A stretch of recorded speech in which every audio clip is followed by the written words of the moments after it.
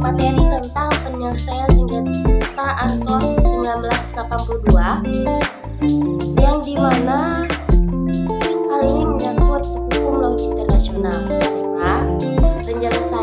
Penyelesaian sengketa UNCLOS 1982 ini telah diatur dalam bab yang telah ditentukan pada bagian 1 Ketentuan Umum pasal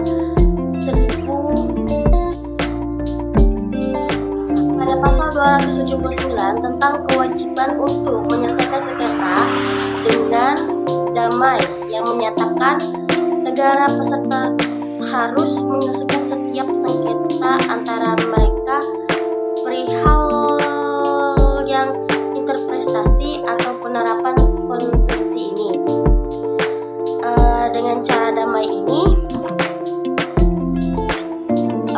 semua sesuai dengan pasal 2 ayat 3 Piagam Perikatan Bangsa-Bangsa, dan untuk tujuan ini harus mencari penyelesaian dengan cara bagaimana ditunjukkan pada pasal 33 ayat 1 piagam tersebut.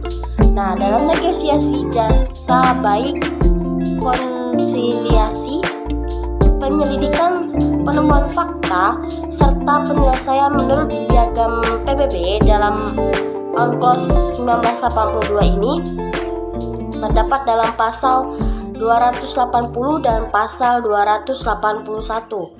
Yang analisis kasus sengketa ini yang termasuk dari Turki, yang dimana di Laut Mediterania ditinjau dari UNCLOS 1982. Cara penyelesaiannya sengketa itu dengan damai juga diberikan kepada para pihak, karena setiap negara itu berhak untuk bersepakatan dalam menyelesaikan sengketa antara mereka tersebut. Baiklah, selanjutnya yaitu ada hukum laut internasional telah mengalami sejarah yang amat cukup panjang, di mana keberadaan hukum laut internasional ini sampai pada waktu sebelum didirikannya Perserikatan Bangsa-Bangsa ataupun disebut PBB hanya merupakan penjelamaan dari supremasi negara-negara maritim besar di benua Eropa waktu itu. Sehingga dengan lahirnya doktrin Merlebrium, yaitu laut bebas, yang dicetuskan oleh Hugo, yang dimana hukum laut telah mengalami suatu proses transformasi menjadi suatu perangkat ketentuan hukum yang menggambarkan keseimbangan antara kepentingan negara maritim dan negara non-maritim. Secara lebih baiknya itu penelitian ini harus ditunjukkan secara lebih baik lagi.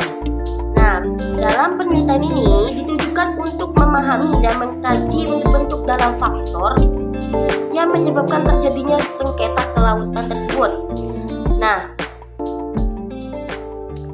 yang telah diteliti bahwasanya disebabkan oleh ketidakjelasan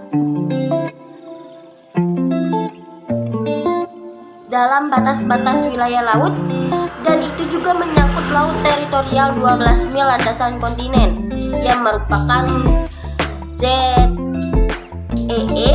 yang menurut konvensi PBB tentang hukum laut tahun 1982 telah diatur cara-cara penyelesaian sengketa internasional, yang juga mengatur cara-cara yang mengacu pada pasal 33 ayat 1 dalam piagam PBB, dengan pengkhususannya pada sengketa mengenai kelautan konsilisasi, yang merupakan juga